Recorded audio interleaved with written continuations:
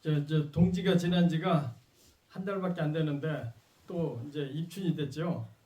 그래서 입춘은 우리 태양이 돌아온 날, 태양이 다시 탄생한 날, 그래서 진짜 설날, 입춘날이 설날이에요. 그래서 입춘에 대해서 설명 좀 할까 그러거든요. 근데 입춘 설명하기 전에 우리 불교에서는 재행무상이라고 그러거든요. 모든 것이 끊임없이 변하고 있다. 그래서 실체가 어떤 것이라고 딱 얘기하기 힘들다. 그런데 동지, 입춘 뭐 이런 것을 이렇게 관찰해 보면은 정말로 부처님 법이 맞다. 꼭 어떤 것도 정해져 있는 것은 없구나. 그와 뭐 마찬가지로서 우리 인생사 생로병사 태어나서 늙어서 죽는 과정, 또 다시 태어나고 늙어서 죽는 과정, 또 우리가 한평생 살아가는 과정이 참 그 재행무상이구나. 이걸 절실하게 느낄 수가 있는 것이 입춘날 우리가 보는 거예요. 근데 입춘날 이렇게 생각하면서 제가 요새 세상을 보니까 세상이 아주 볼만하죠. 있는 사람들이 욕심들이 더 많은 것 같아. 높은 자리에 있는 사람 욕심 더 많은 것 같아. 그래서 좀 더 뭐 좀 잡아보자고 또 좀 많이 먹자고 싸마는 거 보면 굉장해. 그래서 뭐 한쪽 죽인다고 뭐 날리고 또 이쪽은 뭐 이쪽 죽인다고 날리고 그러는데, 그런데 우리 사람들은 우리 보통 사람들이 보면은 저 사람들 참 너무하구나 생각이 들어가지요. 들어가는데 나쁜 놈이 더 잘 사는 것 같아. 그런데 꼭 그렇지만은 않아요. 나쁜 사람이 꼭 잘 살고 또 착한 사람이 이제 못 살기도 하고 그러는데, 제가 이제 미얀마에서 몇 달 살았거든요. 미얀마에서. 거기서는 스님들이 전부 탁발해서 먹고 살아요. 아침에는 이제 뭐 7시쯤 되면 이제 전부 이 바리떼 들고 이렇게 길거리 가면은 사람들이 이렇게 뭐 음식 들고 있다가 스님들한테 다 나눠줘요. 그럼 가져와 가지고 10시에 그놈을 나눠 먹고 법회를 해요. 그래서 그게 사시불공이거든요. 그때 보면은 이제 스님들한테 이제 이렇게 가르치는 저희가 있어요. 그 미얀마 이제 수도원인데 이제 우리도 그 바리떼를 들고 나가봐. 나가면은 이제 갈치기를 7집을 탁발하라고 그래. 7집. 7집을 가서 탁발을 하는데 7집을 탁발을 하지 못하면은 그냥 굶으라 그래요. 그리고 미얀마는 철저하게 12시 넘어서는 먹으면 안 돼. 마시는 거 외에는. 그러니까 거기는 이제 계율 이주의 굉장히 중요한 그 삶이 스님들 계율 이주거든요. 그래서 7집을 하는데, 옛날에 부처님 당시에 그 가섭존자가 있어요. 가섭존자가 있는데 7집을 탁발하러 나갔어. 탁발하러 갔는데 가섭존자는 꼭 가난한 집만 7집을 가. 그 왜 가난한 집 가냐면 전생에 얼마나 복을 못 졌으면 저렇게 가난하게 사느냐고. 그래서 복지라고 가난한 집 사람한테 가서 복 많이 지라고 가난한 집 가서 밥을 얻어먹어. 근데 아란존자가 있어요. 부처님 사촌 동생이 있었는데 아란존자는 꼭 부잣집에 가서 밥을 얻어먹어. 지 먹을 것도 없는 가난한 집에서 밥 얻어먹자니 미안하니까 부잣집에서 가난한 가서 밥을 얻어먹어. 그러니까 부처님께서는 차별해서 7집을 가라. 그래서 7집 해서 밥 못 얻으면 굶어. 그렇게 했거든요. 그렇듯이 우리 스님들은 밥을 얻으면서 중생들한테, 일반 신도들한테 복을 짓는 방법을 가르쳐주는 것이 탁발이에요. 그래서 스님들은 위로는 법을 빌고 아래로서는 복을 짓게 하는 상구보리 하와 중생을 제도한다 그랬거든요. 그러니까 지금 어떤 사람은 뭐 권력 있고 돈 있고 잘 살고 또 뭐 더 먹겠다고 싸우고 그러는데, 그것은 전생에 힘어는 추수를 하고 있다 이렇게 보면 돼요. 그 전생에 많이 복을 많이 지었으니까 지금 잘 먹고 잘 사는 거예요. 그 욕할 필요도 없고 뭐 할 것도 없죠. 가난한 사람 전생에 복을 못 줬다 이렇게 생각하는 거예요. 그러니까 쉽게 얘기해서 모내기 많이 전생에 한 사람은 지금 추수하는 거에 가래. 그러니까 부자가 될 수밖에 없어요. 또 근데 가난한 사람들은 전생에 먹고 이제 다시 모내기를 안 한 거야. 그러니까 가난한 거야. 그러니까 이 스님들이 복 짓게 하니라고. 그래서 스님한테 제 미얀마라든지 남방불교는 그렇게 스님 탁발하는데, 이게 불교가 뭐 티베트로 중국으로 넘어오면서 겨울이 있잖아요. 그러니까 그렇게 탁발하기가 굉장히 어려워졌어. 그래서 뭐 농사도 짓고 저장도 하고 하는데 원래 불교 법에서는 농사 짓거나 뭐 경작하거나 이러지 못하게 했거든. 근데 불법이 그렇게 되면 다 없어지죠. 나라마다 환경에 따라서 이런 불법이 많이 바뀌어요.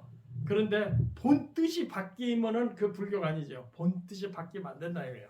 그래서 불교에서는 먼저 제가 그 동짓나라는 삼법인, 그러니까 일체계고 또 재무상, 재법무화 이거에 대해서 이렇게 간략하게 설명했거든요. 그래서 오늘은 대체적으로 이렇게 딱딱 집어서 얘기하는 것보다는 육바라밀, 우리가 인생은 어떻게 살아야 되는가 그 설명을 좀 하고자 해서 그래요. 그래서 우리가 입춘날 이제 조금 있으면 모내기 해야 되거든요. 그러니까 모를 잘 심을 수 있는 준비를 지금부터 해야 돼요. 그래야 내 생에 잘 살 수 있는 준비가 되는 거야. 그런데 육바람이라는 것은 이제 보시지계, 인욕, 선정, 정진, 뭐 지혜 그래요. 그러니까 우리가 살아가는 방법을 얘기하는데 가장 중요한 것이 보시를 얘기하는 거예요. 보시. 그 보시라는 것은 아까처럼 스님한테 공양 잘하는 게 우리가 볼 때는 최고고 그 다음에는 이제 나보다 어려운 사람한테 거들어주는 게 최고고 근데 여기 주지 스님이 남한테 베풀어 주는 건 아주 최고인 것 같아. 당신 잘 지낸 것보다도 그래서 이런 보시 정신을 이 스님은 많이 가르치고 있다. 그 점에 대해서 그래서 저도 좀 얻어먹고 많은 사람도 얻어먹고 그래서 베풀면은 반드시 나한테 돌아 세상에 국자가 어디 있겠어요. 그러다 보니까 이제 보시 덕목을 가장 우선순위에 두거든요. 그러니까 베풀지 않으면 나는 장래가 없다. 이렇게 가르치는 것이 이제 보시죠. 그러면서 마음이 열리고 세상이 좋아지고 잘 살 수 있어요. 그 다음에 이제 보시를 잘했으면 뭐 해야 되냐면 계를 잘 지키라고 그래요. 계를 잘 지키는 건 하지 말란 짓 하지 말라 소리예요. 그런데 하지 말라 소리가 그 나라마다 환경마다 다 달라요. 그러니까 우리는 출가해가지고 맨 처음에 그 머리 감고 삼위승이 됐는데 처음 가르치는 것이 수 5개 10개 등 하야 선지지분 개차례라. 그게 뭔 소리냐면 계를 받아가지고 그러면 잘 열고 닫으라는 거예요. 그러니까 계를 받았으면 지키라는 거 아니에요. 근데 그러면 또 열고 또 닫으라는 거예요. 열으라는 뭐예요? 파괴하라 소리야. 또 닫으라. 그러면 또 파괴했다가 또 지키라 그 소리예요. 그러니까 되게 헷갈리더라고요. 제 출가할 때는 이게 몇 년을 한 3년을 망설이다 출가했는데 출가 전에 어떤 생각이 들어갔냐면 야 오늘부터 내가 출가를 결심했는데 3년을 미뤘어. 그게 출가를 하면은 제일 근심스러운 게 뭐냐면 고기 못 먹는 거죠. 고기 먹으면 파괴잖아. 또 이제 절대 장가 못 가는 거야. 그 얼마나 분토가 오늘 출가해서 스님 되면 고기 못 먹고 장가 그게 제일 걸리더라고. 그러니까 지키지 못할 것을 그냥 지켜야 되잖아요. 일반에 좋은 거, 일반 세상 사람들이 재밌고 좋은 거 전부 못하게 하는 것이 출가란 말이야. 그래서 출가해서 이제 행전생활 끝나고 머리를 깎고 보니까 계율을 잘 열고 또 닫으라는 거야. 그럼 뭐 적당히 살라는 거 아니야. 그렇죠. 근데 그 적당히 살면은 그게 사람 사는 게 아니잖아. 이게 좀 부처님 가르치면 맞지 않잖아. 그것은 우리가 생각하기 나름에. 아니 중된 지 얼마 안 돼서 뭐 지 하고 싶은 대로 먹고 싶은 대로 먹고 개를 열기만 하면 되겠어요? 이 사람이 성장하는 데는 계율이 없으면 성장을 못해요. 그래서 자기를 극복하고 이기는 데를 해야지 사람이 성장을 해요. 근데 사람이 도가 많이 익었어. 그런데 이것저것 다 지키려면 걸어다니지도 못해. 저 불교 생기는 인도에서는 자인학교라고 있어요. 불교 같이 쌍둥이 같이 생기는 거기는 계율 안 지키면 뭐 성직자가 아니야. 수행자가 아니야. 근데 계율을 지키다 보니까 빨가벗고 다녀. 계율보다. 그래서 옆에 사람이 너댓 명 따라다녀. 스님 하나 가면 너댓 명이 따라다녀. 계율 지켜야 되니까 빨가벗고. 거기는 제일 중요한 게 불살생이야. 죽이면 안 된다. 근데 이제 대승불교에서는 불살생보다는 타지 나침 애욕 사랑하는 것을 갖지 말라 이렇게 가르치거든요. 그래서 이 계율은 나라마다 환경마다 달라요. 그런데 그것을 자기 이익되는데 합리화시키지 말라 이거예요. 그게 계율이에요. 그런데 그게 스님만 그래야 되느냐? 스님들이 250가지 지킬 게 있어. 비구 있으면 300개가 돼. 그러니까 그 지켜야 되는 것을 경우 따라서 자기 합리화하지 말고 지켜야 돼요. 그런데 이제 뭐 크게 더 높아지기 전에 적당히 합리화 살지 그게 열었다 닫았다 이 지랄을 해요. 그러니까 그런데 이게 스님만 할 일이 아니잖아. 일반 세상 사람도 그 막 살면 어떻게 해요? 이 세상에 사주팔자 관상이나 이런 것이 막 사는 사람들은 천인이에요. 하루의 직업을 갖고 천인이에요. 근데 적당히 품위 있고 계율을 지키고 옛날 선비들 존경받는 게 뭐예요? 꼿꼿한 선비, 대쪽 같은 선비라고 그러잖아요. 자기 계율을 지켰기 때문에 잘 사는 거예요. 그러니까 스님도 계율을 안 지키면 존경받지 못해요. 근데 계율을 너무 지키면 저 모난 빨가벗고 다녀요. 그래서 도를 읽고 세상을 잘 살려면 계율을 지켜야 되는데 스님은 좀 더 엄격해야 된다. 그래야 존경심을 받는다. 제가 제일 존경하는 스님이 두 분 계세요. 옛날에 해인사 방장하고 존경한 그 스님이 한 분 계시고 또 청화 스님이라고 또 한 분 계세요. 두 분 스님은 평생 늙어서는 뭐 더 늙어서는 내가 안 봤으니까 모르는데 젊어서 평생 하루에 한 때 먹고 평생 눕질 않았어요. 그러니까 존경 안 할래야 존경 안 할 수가 없어요. 두 분이. 그거 사람이 할 일 아니잖아요. 그러니까 존경받는 거예요. 그러니까 스님이나 우리 불자들도 사실은 일반 불자들도 존경받을 수 있는 계율, 스님들도 존경받을 수 있는 계율 이런 것을 지켜야 된다. 그것이 살아가는 방법에 잘 살 수 있는 방법이고 내세 귀한 사람이 되고 권력도 얻을 수 있고 부자 될 수 있는 조건이다 이렇게 가르치는 거거든요. 그러니까 보시 지게 그다음에는 우리 여러분들 보면 제가 좀 키가 좀 작잖아요. 제가 키가 좀 컸으면은 중노릇 안 했을지도 몰라. 벌써 여자들한테 잡혀갔지. 그러니까 약간 찍은 것이 천만다행이야. 잘생긴 거 여자들 가만두냐고. 근데 못나서 아쉽지 좀. 키만 조금 컸으면 내가 그냥 어떻게 했을 텐데 여자들 그런 여자도 많이 있었어요. 그래서 출가를 했는데도 키가 작으니까 좀 손해보는 일이 많더라고. 나보다 나이가 30살 어린데 나보다 먼저 중됐다고 꼭 반말해. 저걸 그래서 그러니까 인육이라고 그래. 인육 잘 참아야 되는데 그게 뽀록뽀록 있어서 우리 열등감이 있어요. 나 무시하나 키 작다 무시하나.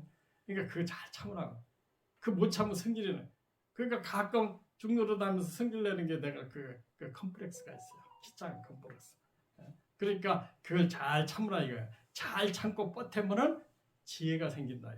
그 제가 미얀마에서 기억이 아주 중도릇을 제대로 거기는 원칙적으로 했으니까 기억이 많이 남아요. 근데 미얀마에 참선하는 방법이 있어요. 그러니까 앉으면 우리가 숨을 쉬잖아요. 앉으면 그럼 숨을 쉬면은 배가 숨 들이쉴 때 배가 볼록 나올 거 아니야. 가슴으로도 배가 일어날 거 아니야. 그러면 숨 쉬어서 배가 일어남 하고 알아차리라는 거예요. 그 다음에 숨은 들이쉬면 조금 더 나가잖아요. 나가면 사라짐 배가. 그러니까 일어나면 사라짐. 이 세상 모든 것이 일어났다 사라진다. 일어났다 사라진다. 생겼다 없어진다. 아까 말씀드린 재무사, 돈이나 권력이나 모든 것도. 그러니까 권력 나한테 와서 자기 높은 자리에서 뭐 부탁하지. 좀 권력 좀 쓰라고. 돈 자랑하면은 돈 좀 쓰라고. 근데 이제 어리석은 사람이 돈 있다고 또 권력 있다고 자랑을 하는 사람들. 지금 뭐 세상 시끄럽게 하는 사람들. 그러면서 권력 쓰자고 안 써. 돈 있는데도 돈 안 써. 그러니까 세상을 괴롭게 지도 괴롭고 나중에. 그만큼 이 세상은 일어난 사라짐에 모든 것이 일어난 사라짐. 나쁜 것도 요새 무슨 어떤 코미디언이 막 조금 있으면 없어지리 하고 막 노래 부르고 하고 히트를 치더라고. 조금 있으면 다 없어진대. 또 변한대. 그 맞는 소리잖아요. 이 세상은 그렇게 깨달으면은 세상의 진리를 알 수 있다 이렇게 가르치는 거예요. 그래서 그 열등감 있고 근데 내가 키 작다고 열등감 있었는데 키 큰 사람들도 열등감 있는 사람 많더라고. 고루고루. 인물도 좋은데 지 인물 잘났다고 생각하는 사람 별로 없고. 그러니까 열등감 있는 건 똑같아요. 키 작거나 키 크나 뭐 코가 삐뚤어져나 뭐 짧으나 뭐 그러니까 열등감은 누구나 있게 하나 제가 느꼈어요. 그러니까 그런데 열등감 있고 잘 참아요. 그래서 그 참선할 때 배가 일어나고 사라지는 호흡을 인해서 배가 일어나면 호흡을 내쉬면서 사라지는 배를 갖다가 사라지는 이 세상 모든 것이 일어나고 사라지는 것을 제가 알았어요. 그 다음에 앉아 있을 때는 그러는데 그럼 서 있으면 어떻게 참선 못해? 아니요. 한국에는 앉아 있으면 중요시했는데 서 있으면은 걷잖아요. 그러면 걷는 것도 발을 들고 가고 놓고요. 들고 가고 놓고요. 그래서 그거 보고 이제 움직이는 현상을 보는 거예요. 그래서 남방 불교에 그러니까 버마나 태국이나 이쪽의 불교는 이제 어떤 불교냐면 몸과 마음에서 나타나는 현상을 전부 알아차리라. 처음에는 배로, 나중에는 몸 전체를 알아차리라 이거. 알아차리면서 뭘 하느냐? 이 세상은 아까도 얘기했듯이 재무상. 그리고 이 몸뚱이 가지면 괴롭더라. 서 있으면 서 있는 대로 괴롭고 앉아 있으면 앉아 있는 오래 앉아 있으면 괴롭잖아요. 또 오래 서 있어도 괴롭단 말이에요. 그러니까 이 세상에 몸뚱이 가지면 괴롭구나. 태어나지 말라요. 그 뭐 때문에 태어났냐? 애욕 때문에, 집착 때문에 태어났다. 그러니까 집착이 끊어지는 것이 가장 행복한 것이더라. 그러니까 집착은 어디서? 어리석으면서. 그럼 근본적으로 우리 지혜를 얻어야 된다. 지혜를 얻는 것만큼 이 세상에서는 나고 죽는 것을 마음대로 하고 이 세상은 행복이 거기 있더라. 그러니까 여러분들이 입주날 여기 오신 것은 지혜를 얻기 위해서 온 거예요.